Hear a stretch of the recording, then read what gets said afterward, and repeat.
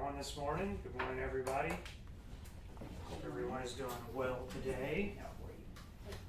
Today we're going to cover a pretty wide topic, and I'm going to go through this pretty quick because there's a lot of things to cover. This is a very broad topic, but my main goal is to focus and put thought into your mind and get you to think about some things that typically are not thought about. When we get into spring gardening, it's the most popular season for growing. We're growing tomatoes most likely, or other crops that are going to be the primary reason why we grow. And without proper planning ahead of time, oftentimes we can be unsuccessful, or we don't take the opportunity to learn from our mistakes. So I'm going to cover some things that we like to do that has led us to be more successful in our own ventures of growing. And if you got questions along the way, stop me. Happy to answer anything. And yeah, I'm actually going to get one thing really quick because I forgot. I always forget. All right. Okay. So the first thing I want to talk about today is figuring out kind of the path to being successful. And in a sense, this is very simple, but if we're not prepared and we don't have a clear plan, then we're not going to be able to accomplish anything. I mean, this is pretty simple. This is with anything in life. If we're just going off the cuff, then we're not actually learning from our mistakes and the things that worked and didn't work. So my goal today is to cover some simple cleanup and preparation techniques, planning, seeding, things that you should consider whenever you're doing that, maintaining or taking a look at the existing structures and setup that we have, alterations or ways that we can improve it so that we can be more successful in a season. And lastly, we're going to talk about concepts for planting and protecting as we move into the season and actually get things in the ground. So the first thing I want to talk today about is timing. So we live in a zone 9A, but a zone is very subjective. There's many regions of zone 9A, and they're not all created equal. And we happen to live in one that is extremely unique. We kind of live in our own little microclimate here. And those of us that have lived here most of our life know that one season to the next can be drastically different. We don't know when to expect the last frost every time. We always get something that snaps out of nowhere and catches us off guard. But things that we do know are the general high points. So my goal is to plan things in preparation for the worst case scenario each season so that when it does come, I'm not like everybody else, starting over, having to come back and basically lose what I've started or get less production. Because at the end of the day, we all know we're growing so that we can get the most out of our space or our garden. Am I not right? Nobody wants to grow something for nothing. So success is important. So here, we need to be prepping now, or honestly before. If in a realistic world, if it wouldn't have been so cold the last couple months or weeks of January into February, I probably would have already done most of these steps personally and had my beds ready to go. Because the sooner I have them ready, the sooner I can be prepared to plant. Well, last year, at this point in time, I already had tomatoes on the ground for 10 days. And we hit a really, really cold snap after that, out of nowhere. And out of those 8 tomatoes that I put, I only lost 1. So I say that because that's the point of this talk, is preparation. Being prepared, being successful, and having systems in place. So timing is important. So knowing that we're most likely going to be planting tomatoes and peppers is the first thing people want to jump in with this time of year. If we're going to plant those, we're going to be planting them by transplant now. If you're considering starting seeds, it's too late. You've got to have 6 to 8 weeks to have them ready.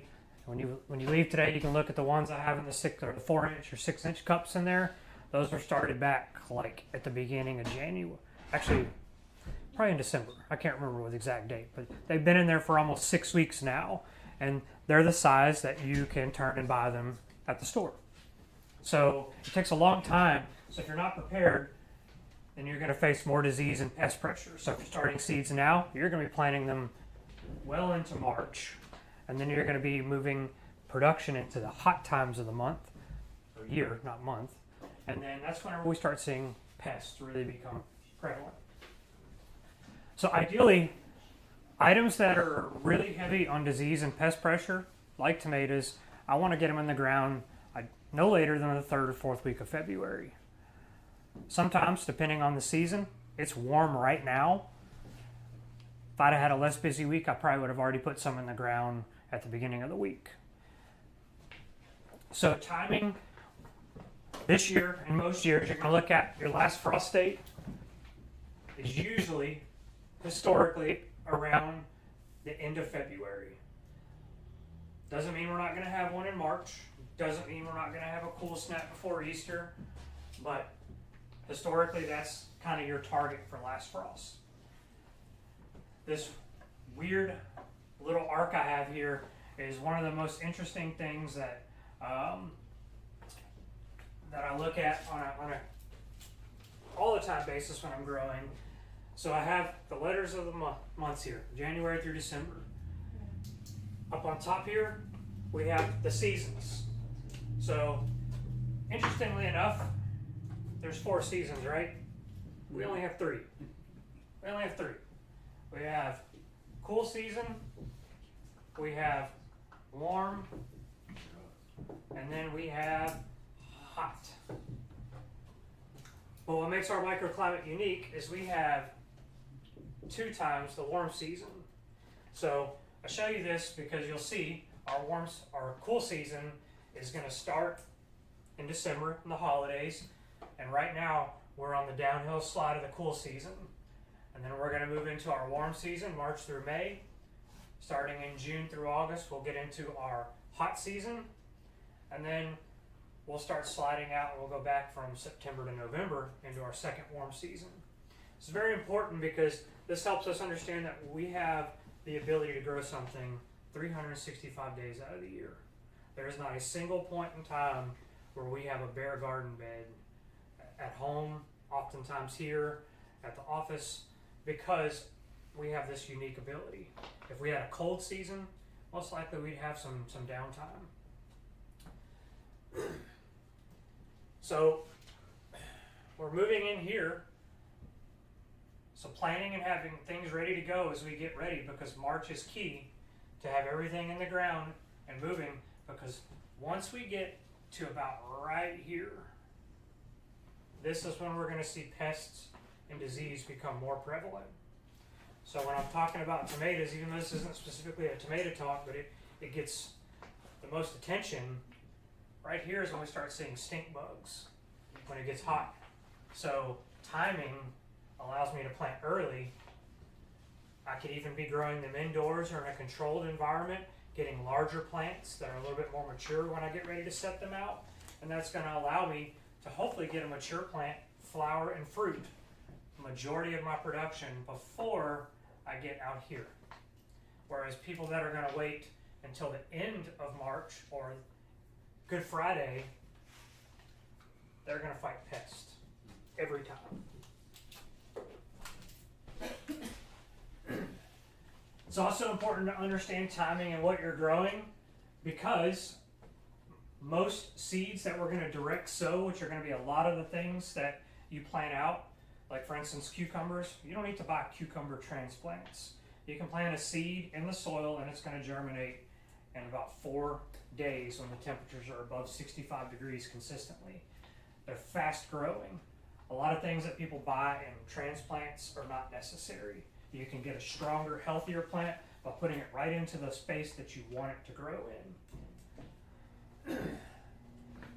Lastly, timing is also, when I think about timing, I have to think about this graph here, because even items that are heat tolerant are not necessarily heat tolerant to Southeast Texas heat. We live in it's a different ball game here. The hot afternoon is sun.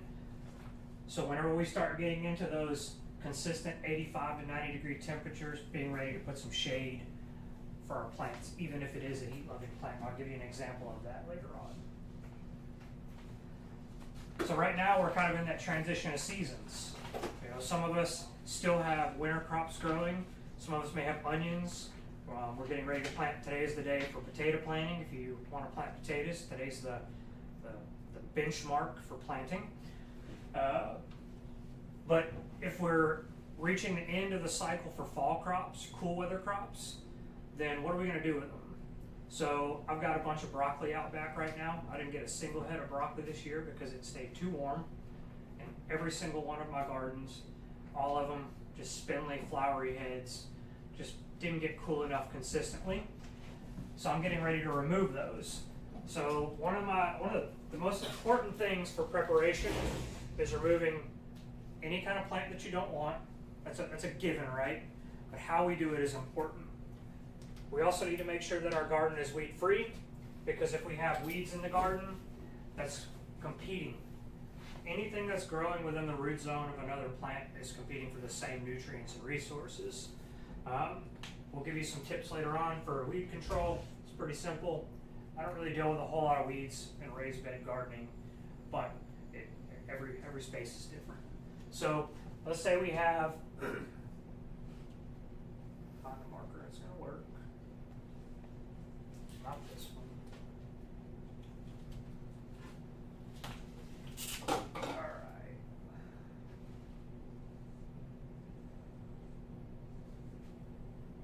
So let's say we have a plant.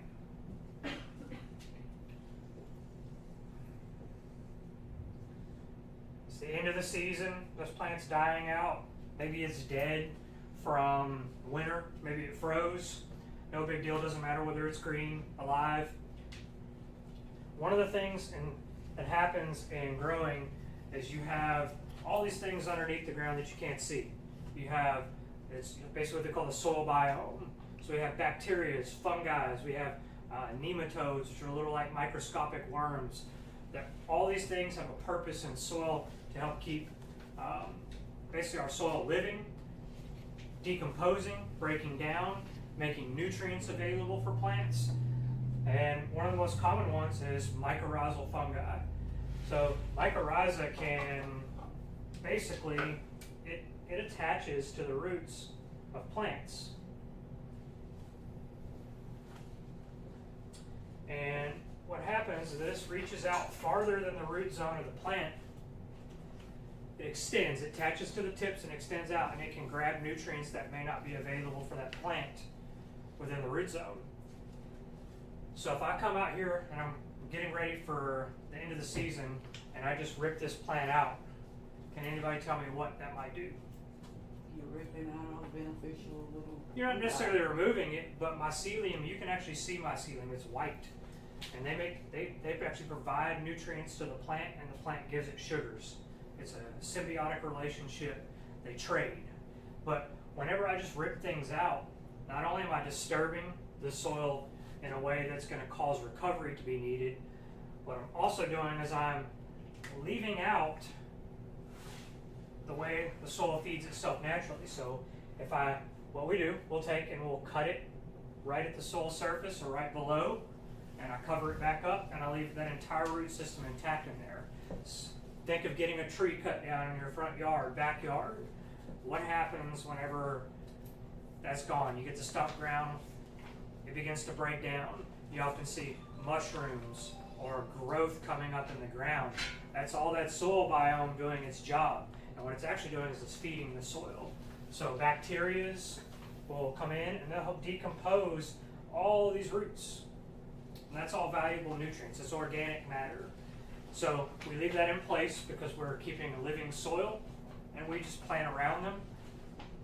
And we have a consistently more healthy soil over and over again, and we also are able to continue with a complete no-till method. We're trying not to disturb the soil. I don't turn over my beds season after season. I amend them, and we'll talk a little bit about that coming up. If we do have any plants that we are going to leave, A good example, we have a wide array of herbs that have still been going for the last couple years. We're going to prune those.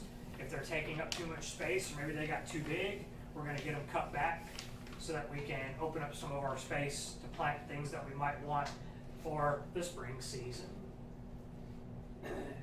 Obviously, if we've got anything that's died from the cold weather or the freezes, we want to remove any dead material. If we've got dead leaves, foliage, branches that are out there, we want to remove those from the soil top because that can lead to potential disease. We don't want mushy, wet leaves staying on top of the soil. We want things that are going to be broken down. Any questions so far? All right. Next, we're going to talk about preparation. Preparation really is the key thing for success.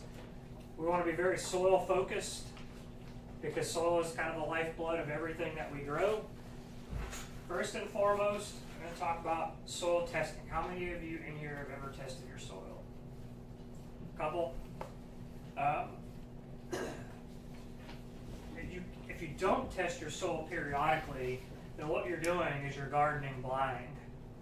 We can fertilize, we can put the best things in the soil, but that can lead us to problems of its own. And we could be causing problems without even knowing, thinking we're doing the right thing. A good example is if we're growing in the ground here, potentially we're adding something that might have a high middle number, phosphorus. Our soil in Southeast Texas is by nature already high in phosphorus. And when you continue to apply phosphorus, you bind up other nutrients and make them unavailable to the plant. So you think you're supplying what's needed, but in turn you're locking up other things where the plant can't actually use them. So a soil test, even on a small scale, can really tell you what you need to do. And a lot of times we get people come back with soil tests and they don't need to do anything. Majority of the time we see they need to add nitrogen, and that's just because maybe poor soil conditions, wrong ingredients, or maybe not the best soil to start with, it wasn't ready to grow in. But it's going to tell you a lot about where you are and what you need to do. And that's especially going to be true if we're looking at pH. Plants can't absorb nutrition if the pH isn't right. And if you just throw something in to change pH like lime or sulfur and you don't know where you are, it's the same thing as like adding something too much of one nutrient. If a plant's not growing in the right pH range, it can't absorb the nutrients it needs. So it's like us trying to eat a brick. You know, you can't do it. So plants can't absorb minerals and nutrients if it's not growing within the right pH zone. So I highly recommend whether you go and buy like a soil test kit from the lawn and garden store or you send it off, you know, it doesn't have to be anything fancy. The whole concept is to get in the ballpark. Have an understanding of where you're starting and do that at least once a year. You know, home kit's plenty sufficient, especially for pH and nutrients. It'll tell you a lot about what you need to do and what you don't. The next thing I'm going to do is I'm going to amend. If I'm growing in a raised bed, everybody know soil breaks down. We lose our volume and it looks like we need to add more soil. We're typically going to just amend with compost. Compost is very much like fertilizer in a sense. It's a combination of slow release nutrients, microbes, all kinds of different things that are naturally happening in the soil, and we can layer that across the top of a bed, even an in-ground garden, and as it breaks down and moisture captures it, it's going to work its way through the root zone of the plants, and it's going to help keep the soil below it loosened or even embetter it over time.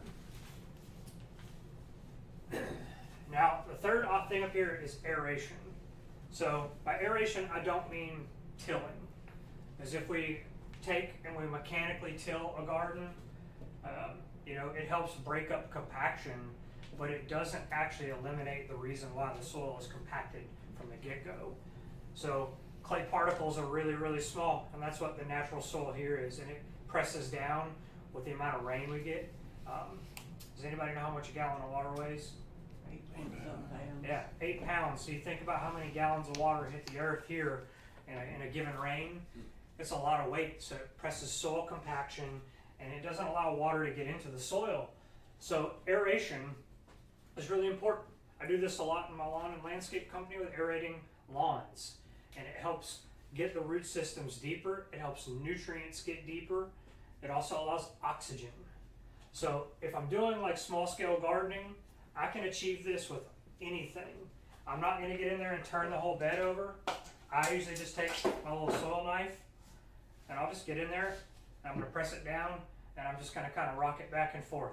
I'm just going to open it up. And a lot of times I'll only do that if my soil consistency seems poor.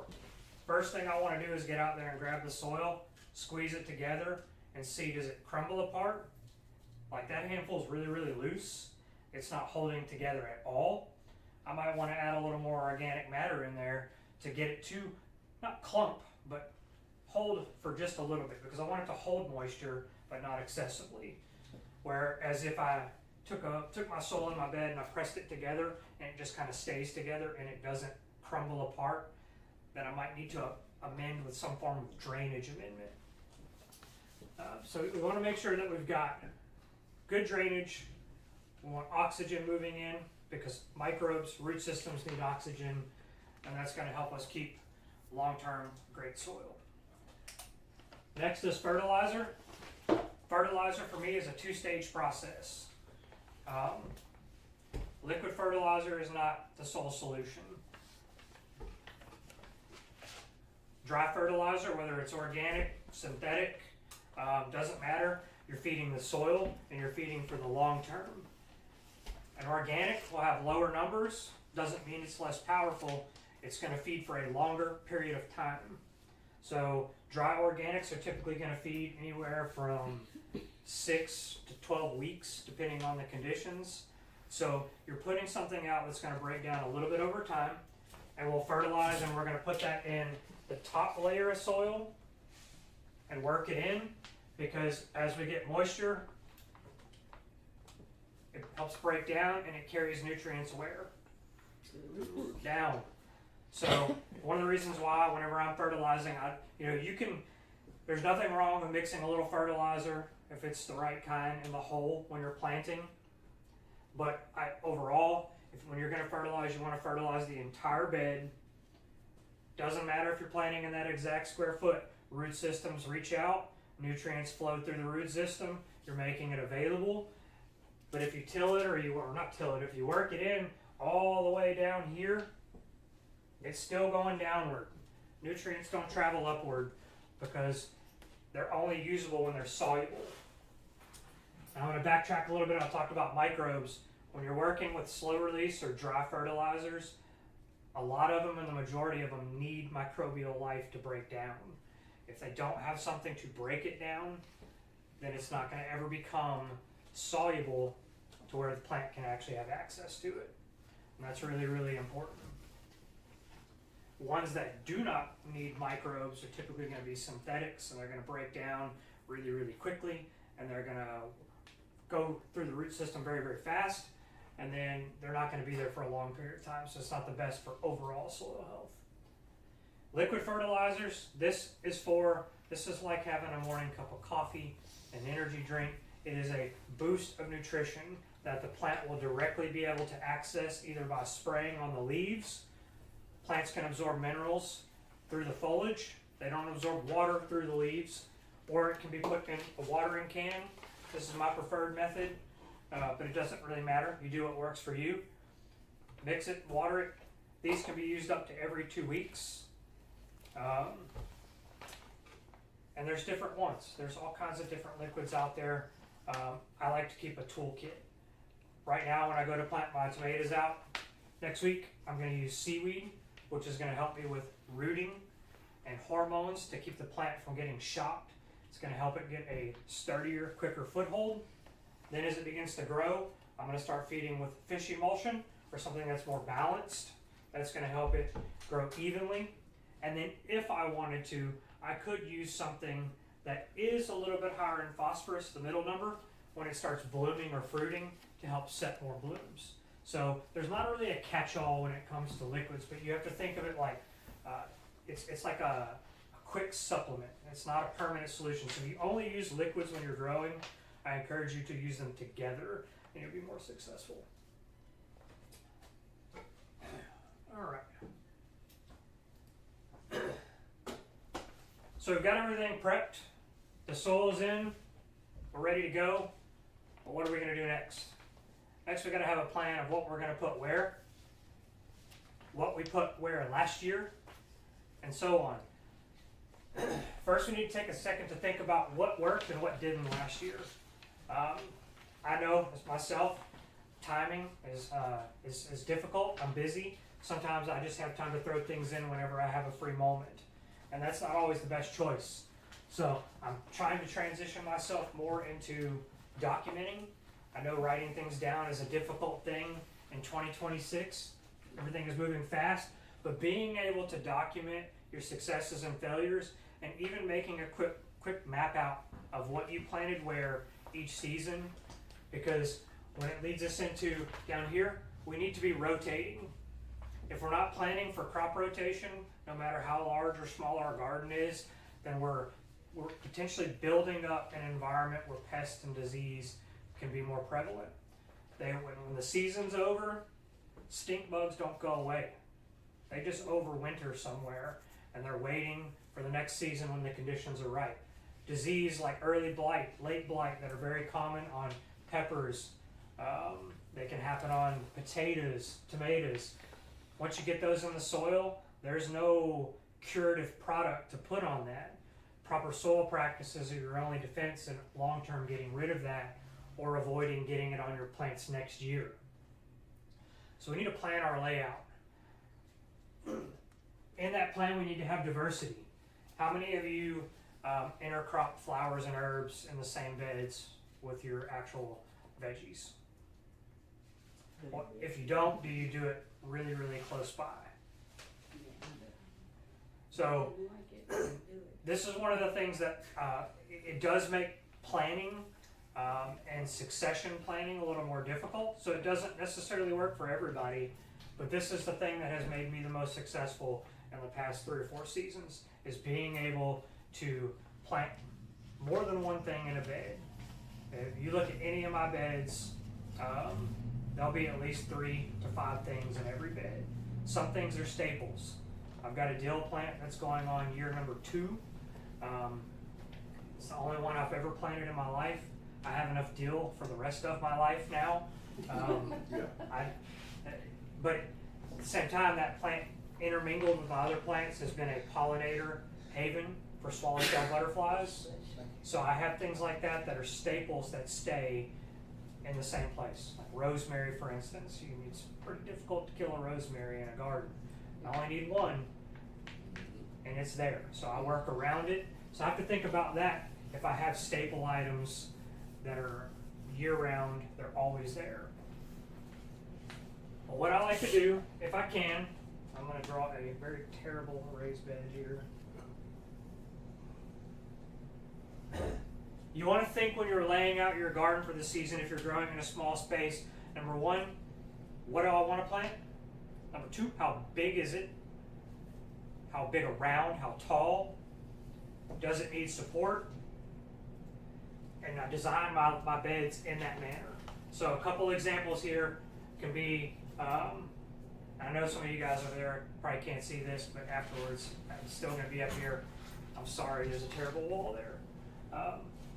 If I'm growing something tall in a bed, if I have access to it, like the one I have up behind the office here, I've got a trellis on one side, and I'm going to grow all the tall stuff here. Then I'm going to stair step my way down. I have my medium plants. And then I might plant smaller stuff. And they may not be all the same thing. And then lastly, I'm going to come in along all my edges, all my corners. They're going to get different types of flowers.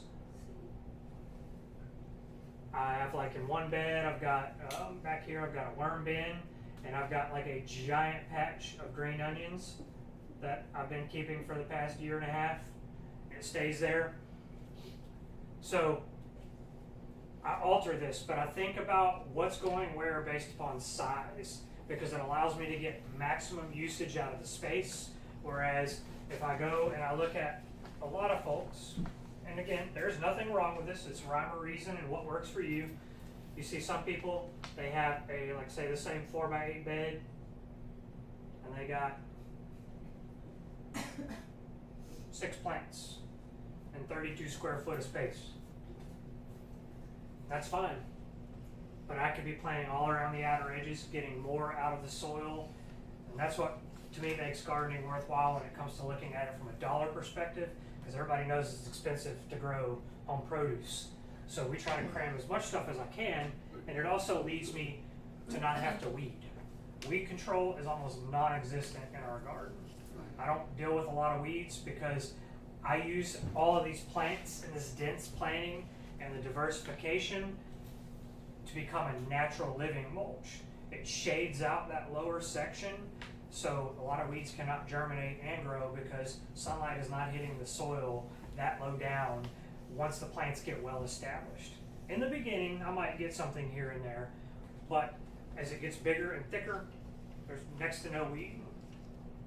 So that's a 4x8 bed, and you got that many plants. I plant a lot of stuff in it, and I will tell you that, you know, when you put that much stuff in there, you have to think.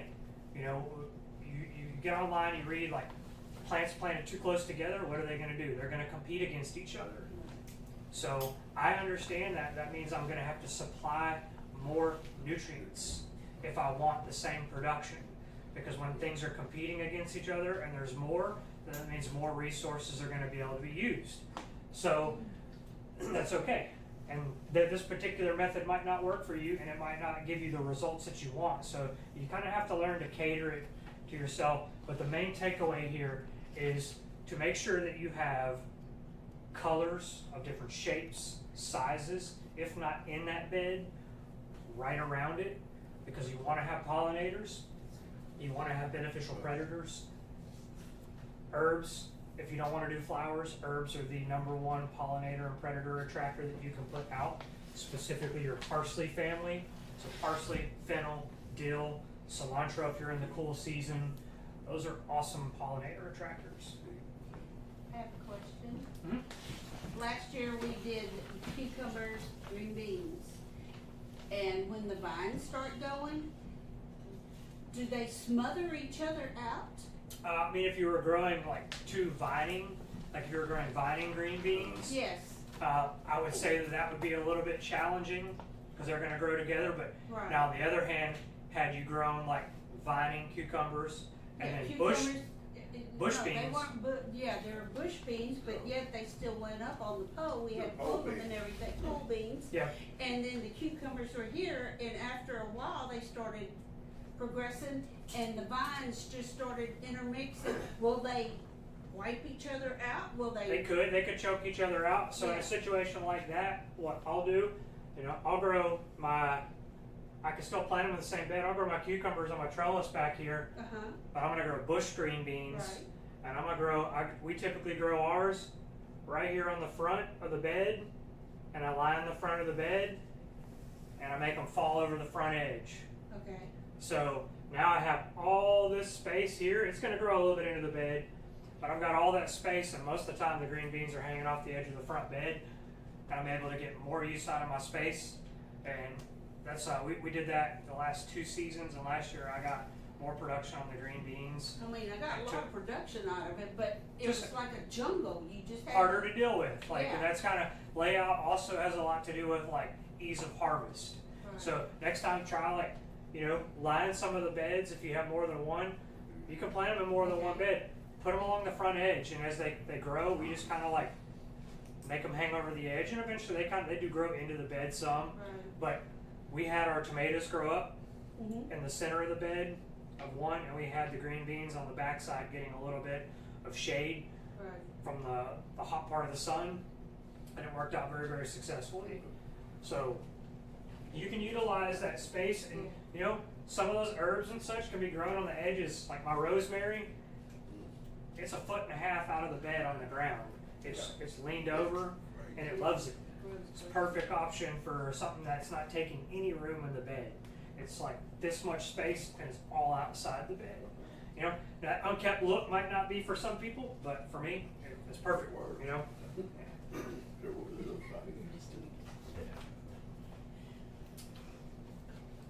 How gonna give you we're gonna watch a couple quick videos. There's probably no sound on these. This is 2 or so years ago in our garden. A lot has changed in this, but this is why you should diversify. So diversity in your garden is one of the most important things that you can do. So many times you see people planting just big blocks of single crops. Taking a look at the garden you're seeing here, there are plenty of different species, including veggies, herbs, different flowers of shapes and sizes. Creating that diversity is going to allow you to attract better pollinators, predators that can take care of unwanted pests, and just creating a more diverse ecosystem in your garden. So,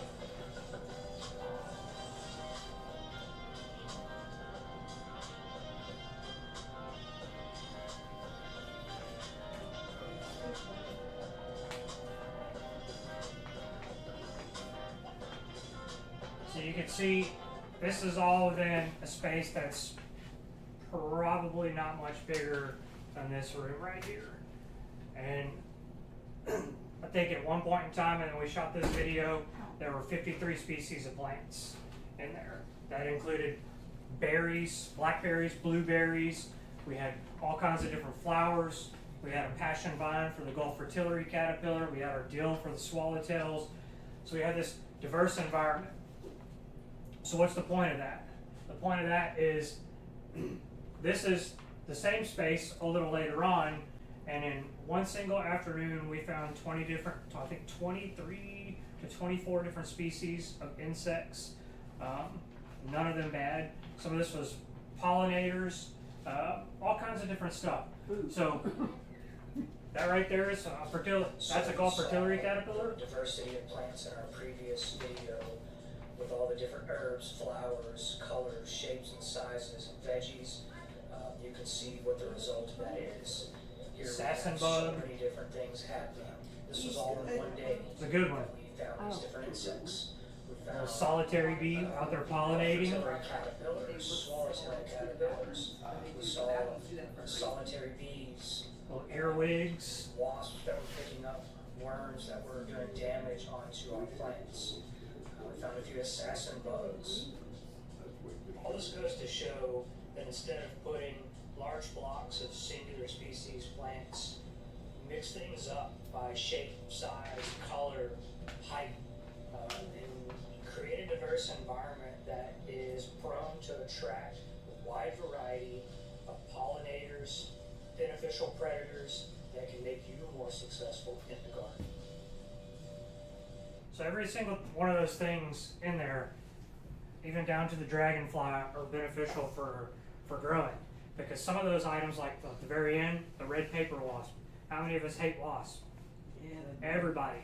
But wasps are, most of the time in a garden setting, they're going to feed on worms.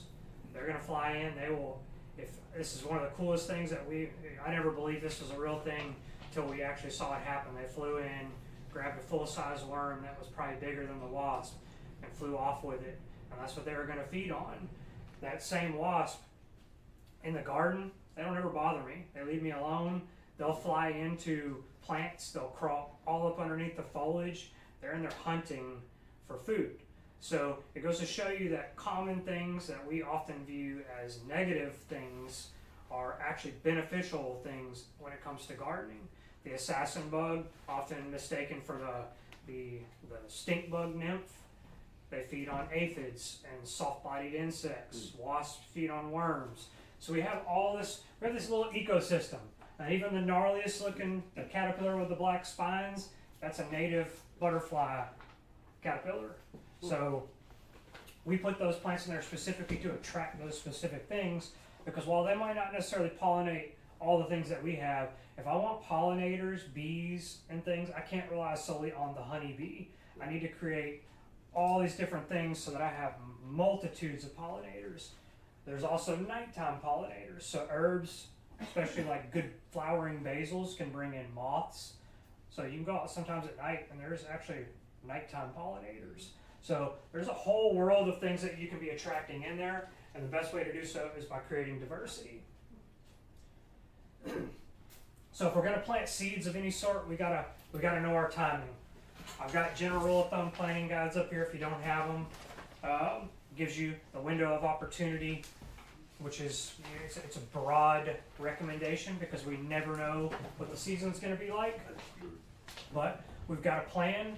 We've got to know what we're going to seed, and we got to make sure we seed it timely. We need to understand how long it takes for something to germinate. If it takes 3 to 4 days, or does it take 7 to 10 days, or 14 days?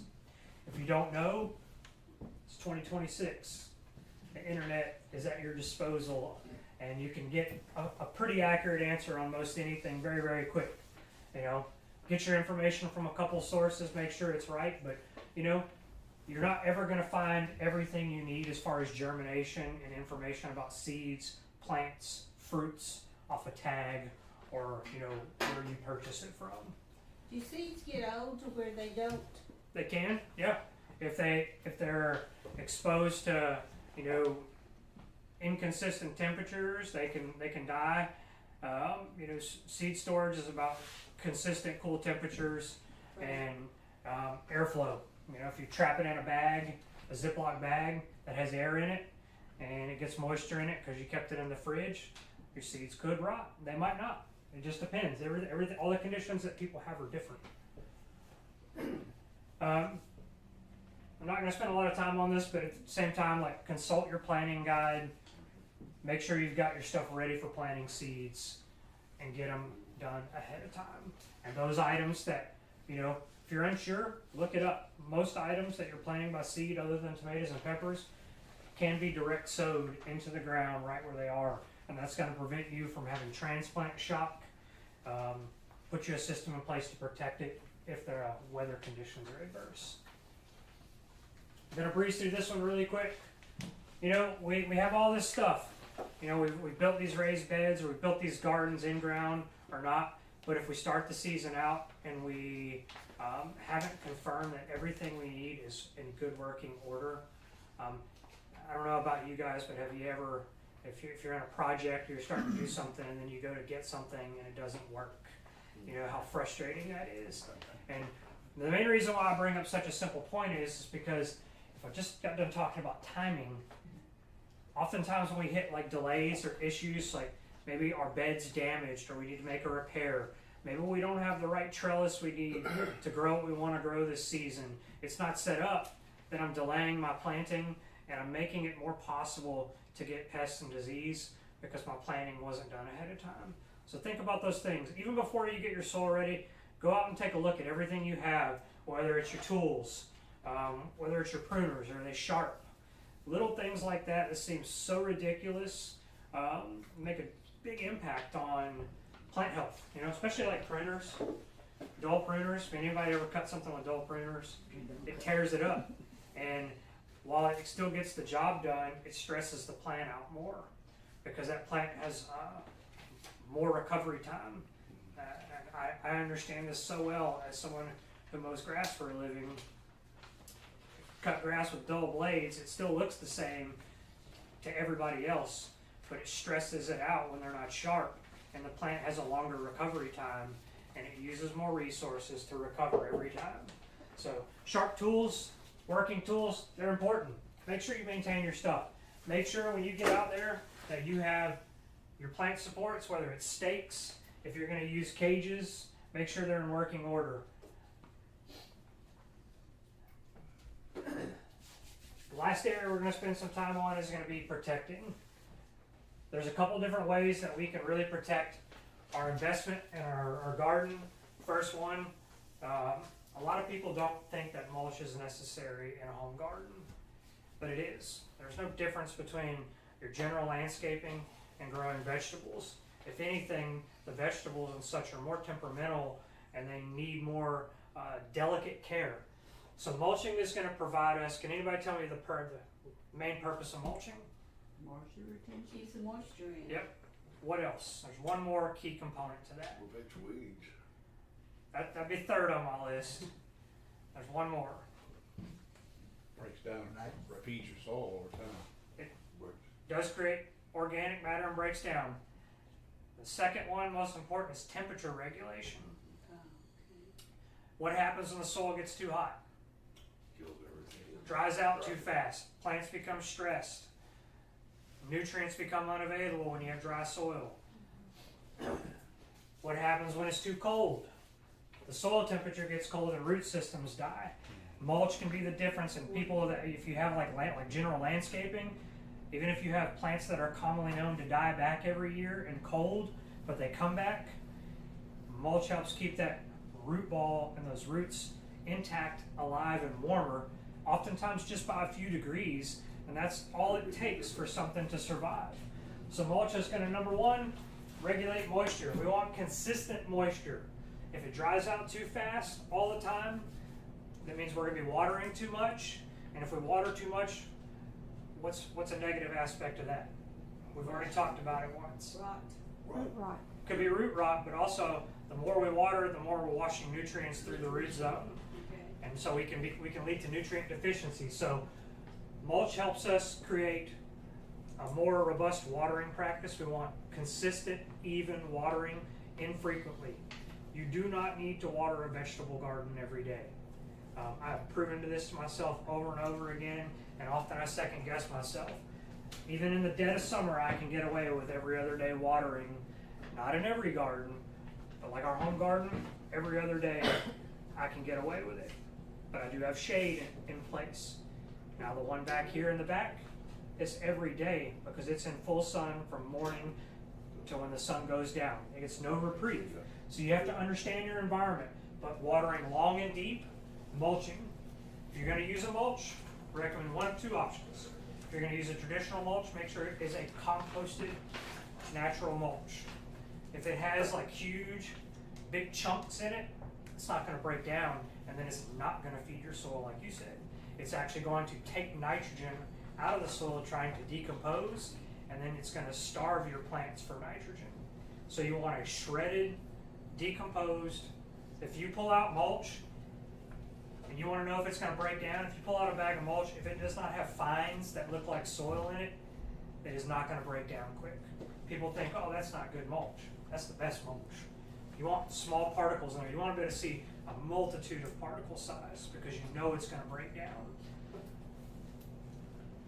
My favorite, pine straw. Yes. You can find it free, you can buy it, but pine straw creates a fluffy, airy layer. It suppresses weeds, it promotes oxygen to get in there, and it helps regulate soil temperature.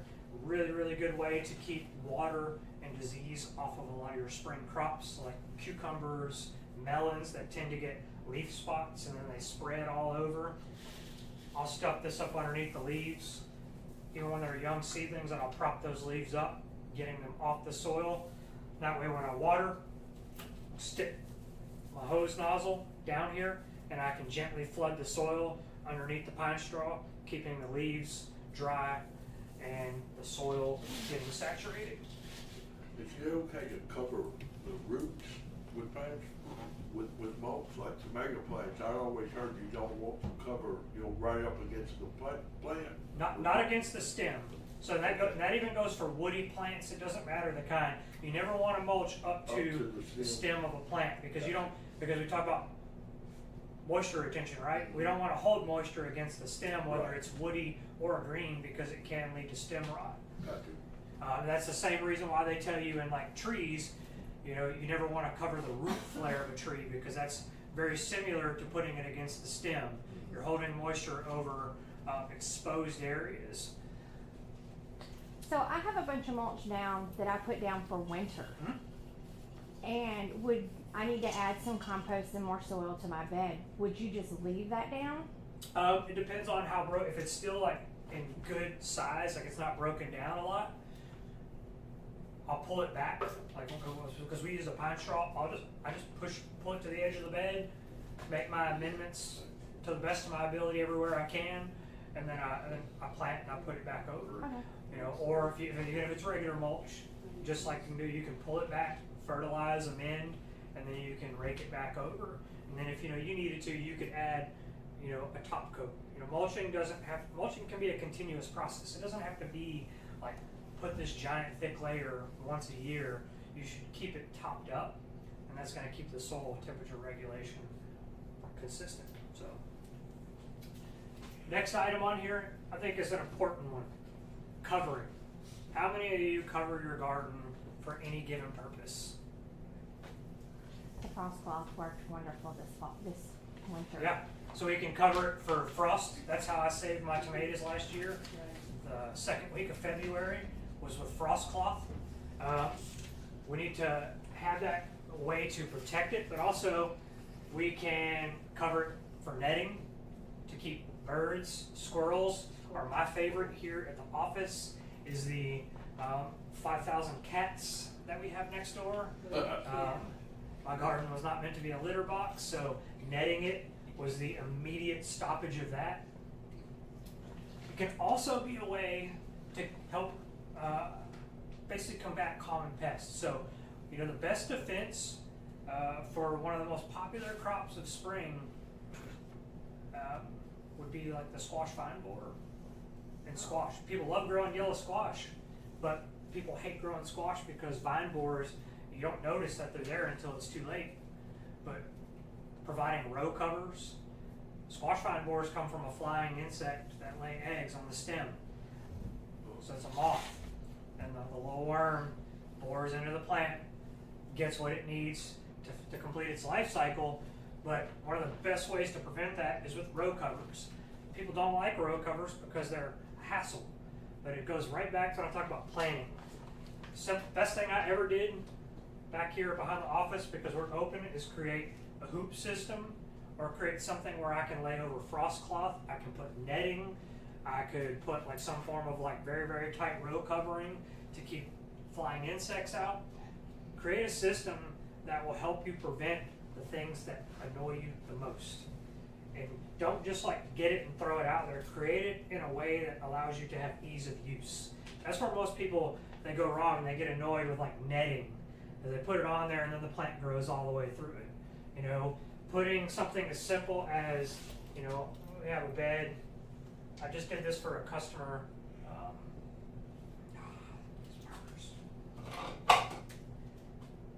It's not really a great color, but you can just, you know, just do something as simple as some tall hoops out of some PVC pipe. Then I can lay netting over it, and I can use something I find laying around, whether it's a block, a brick, to hold it down.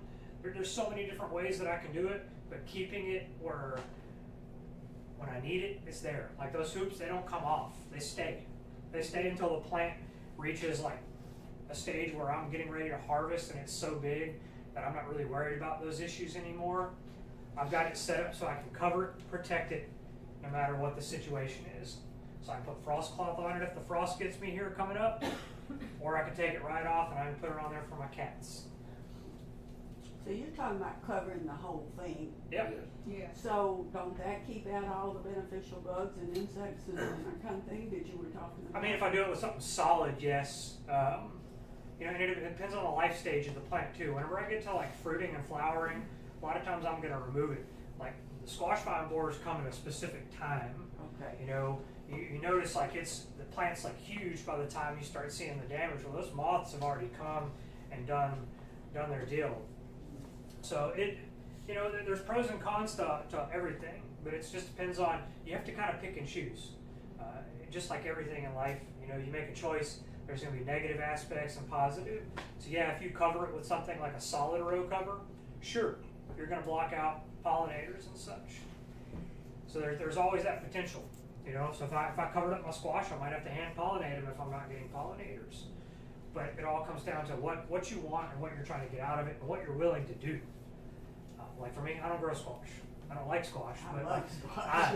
I am not going to chance wasting my space for something that's going to be flowering and fruiting, and then the next day it's dead.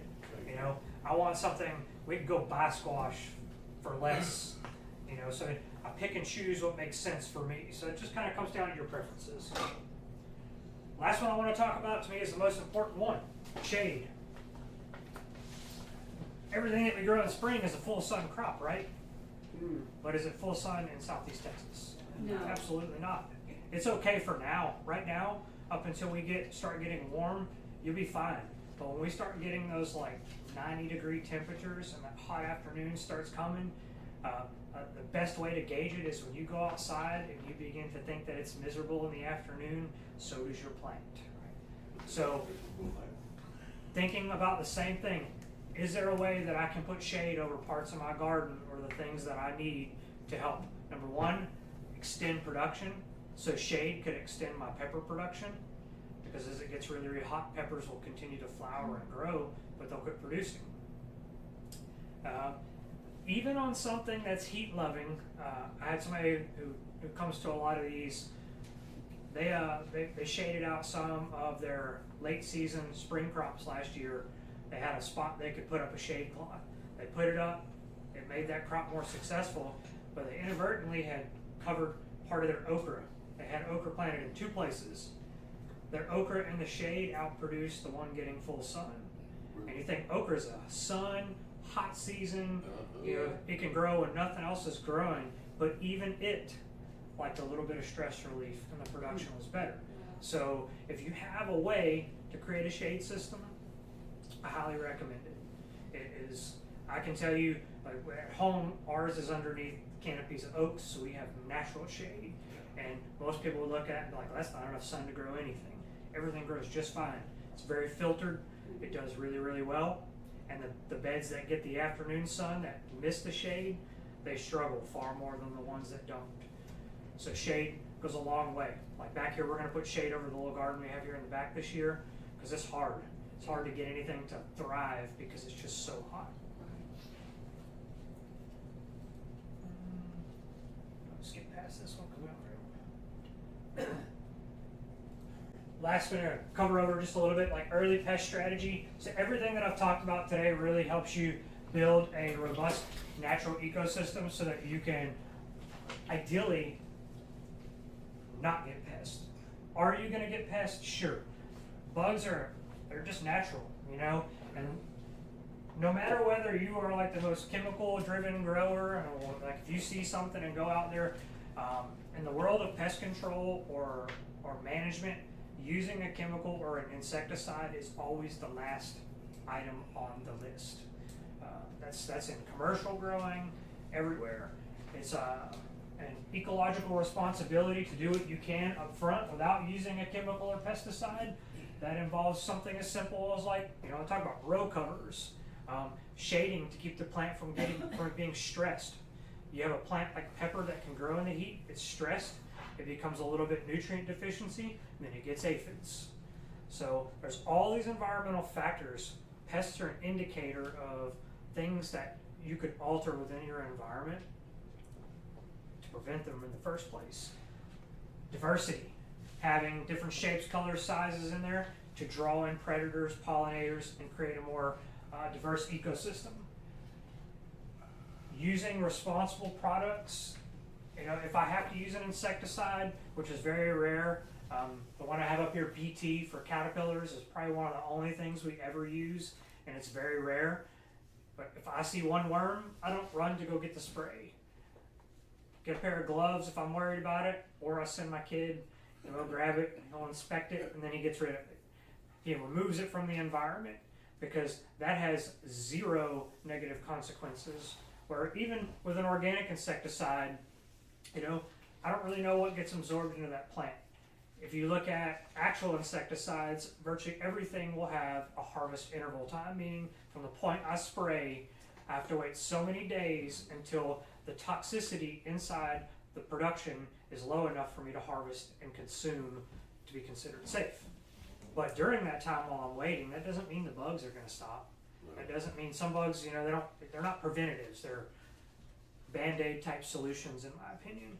So no matter what you do, spraying or using an insecticide should always be your last resort. Prevention, diversity, good soil are all going to be key indicators to keeping pests and disease from being prevalent in here. I've proven that to myself over the past 4 years starting a new garden at home. Last year we used 0 insecticides of any sort. You know, did I lose some things? Sure. But sometimes whenever we're starting to see pest pressure if we really look at a plant and see where it's at in its life, oftentimes it's at the end of the life cycle. It's stressed. Do I need to keep the plant around? Can I just remove it from the environment and get rid of the problem in general? There's other ways to resolve things. Lastly, planting early. Planting early tomatoes prevents disease, stink bugs. I haven't had a stink bug issue on a tomato in many years because I plant early. You know, and if I lose my plants to the weather, I might have to plant late, and sure, I might have to fight the pests, but I did what I could to prevent from having to fight those issues from the get-go. When you're dealing with, you do have like pests like that, removing them from the environment, like stink bugs, people think little vacuums, buckets of soapy water, the more you can remove from the environment, the less you will have next year in your environment. It's a generational bug. Planting early jumpstarts you, prevents heat, prevents stress, prevents nutrient deficiencies as quick. There's some just fun things we found over the last couple of years. You know, amphibians and things are also beneficial. We make sure we have places for toads. You know, we've got birds, we keep bird feeders, all those things that they, if done right and the environment is diverse enough, they don't cause problems. They actually cause us to have benefits. They're eating insects. This little guy was stuck in my drain grate, so he's living in my French drain. I had to get him out, he was stuck. You see swallowtail caterpillars. This is kind of a picture of like our garden. You can see there's not really, you know, you don't have just single blocks of things over and over again. And then color. Find plants, change it up. Don't do the same thing every year. Create diversity. We've covered all this already. In your packet, I got like a little checklist in there that I added this year. Just some things to think about. You know, you can check it off. You know, help you get prepared for the spring. You know, key takeaway for me today as I wrap up is, you know, take a little bit of time to get out there and just watch, observe. That's the most rewarding aspect of growing things. Because I won't lie to you, a lot of the stuff I grow never gets eaten. You know, like that. People think it's a travesty, but like I love, when I get out of my truck at the end of the day, it's the first thing I see is the garden. I observe. It teach you so much about your environment, and it will make you more successful, and it can help you combat a lot of the issues you have by just stopping, thinking, take some notes, whether they're mental, on paper, and be successful. And that's my spiel for today. We have a YouTube channel. This class will be, recording is on there. This is not the right slide for that though. It's not on there. It's not on there. I'll fix it. But yeah, you know, I'm constantly posting up information. If there's ever anything you want to know more about, ask me, because I love to be challenged to learn. And that's why I do this. So thank you guys. And, How do you go about aerating those small lawns? You were talking regular lawns. You were talking with a machine, like I have an aerator, and not many people have an aerator, but I own like a commercial aerator that So it spikes or Yeah, it pulls little plugs out. plugs? And just run it over. It looks like a giant zero-turn lawnmower that you walk behind, and it just pulls plugs out and introduces oxygen and water. But in your raised bed, what do you do with it? How do you do that? That little knife? I mean, you can do it with a shovel. Just gently go in. Look up broad forking. Broad forking. Broad forking is like the old technique. Like, it's actually a tool. They'd stick it in the ground, an old farmer, and they would push it in and rock it back and forth. They're not tilling, but they're broad forking, and it's doing the exact same thing. So that's kind of what I do. I just do it with a hand tool, because most of the time I don't have large tools at home, but I just reach in that top layer, and I just kind of work it out, and then eventually I'll fill the holes back in, but I'll loosely fill them. You know, I'm just making sure my soil consistency is good, that oxygen can get in there. So. Do you or anybody else here know somebody that digs wells by hand? I do not. I've been asked that recently, and I don't know anybody currently. But if I do find somebody, you know, I will I'll hang on to that name. Is mushroom compost good for anything? Yeah, I mean, it's gonna depend on who you ask. Like, if you go next door and ask Miss Donna loves mushroom compost. Like, I don't use it. There's nothing wrong with it, but compost is a loose term. And the mushroom compost I get, I know it comes from a reputable place, and I trust it. But mushroom compost is a substrate. It's not technically a compost, and it's what's left over from growing mushrooms.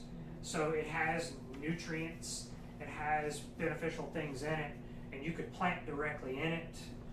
It is a good soil amendment. There's nothing wrong with it, but for me, I don't think that I would use that as a sole source of compost. And when you're composting, I think that you should have more than one source, because if you think about every source of something provides something different. You know, manure-based compost has nitrogen. Leaf mold compost, the name is kind of confusing. Leaf mold compost is a bacterial compost because bacteria breaks things down, but that's full of nutrients and life, so it's microbially rich. So you should mix up sources, in my opinion. That's what I find works the best. So for covering, if your raised bed is out nothing but total sun, what do you cover it with? A shade cloth. They make an actual shade cloth. Is it the same things that you use for the winter time? No, Or is it something- frost cloth is typically white, Right. and it's thicker woven. Okay. Shade cloth, you can see through a shade cloth depending Okay. on how much shade it provides. Uh-huh. You don't want like an 80-90% shade. Like a 40. You could probably get away with even a 60% shade cloth, Right. but it's going to block out a lot of those harmful hot UV rays and still filter light through. Uh-huh. A good example, if you go in our little shade cloth, those shade cloths on the little greenhouse out there, they're old. I got to replace them this year. But even that, you walk in there, it's shady. The plants thrive in there. But if you take them out, if I had those same ones out in the front in full sun, they're going to struggle. So you cover it from back to front? You could do it. It depends on looking at where is the afternoon sun. Morning to midday sun's pretty good, but where's the afternoon sun? So if, like back here, if you look at my garden in the back, the afternoon sun is like, it's hitting the whole thing. Right. So I might have to have top shade, Uh-huh. or I might need some side shade, but I'm trying to block the most of that hot afternoon Right. sun. Right. So it could be on the side, or it could be over the top. Okay. It just kind of depends on where that sun is oriented at. Over it. Yeah.